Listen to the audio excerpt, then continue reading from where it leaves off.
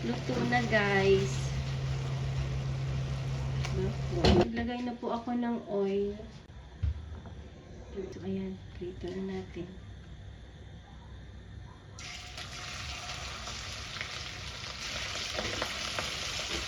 Tumatalsik pa rin siya. Tatlong pirasong garlic po. Itong ating sibuyas. Itong ating tomatoes. Ayan. Haluin natin. Black beans. Ito carrot.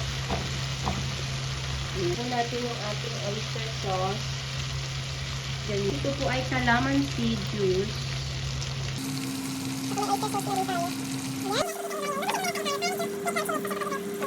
Konting toyo.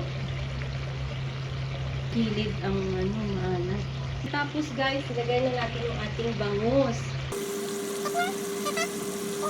Add our sili. Ayan. Our bell pepper. Magdagdag pa ng sweetness.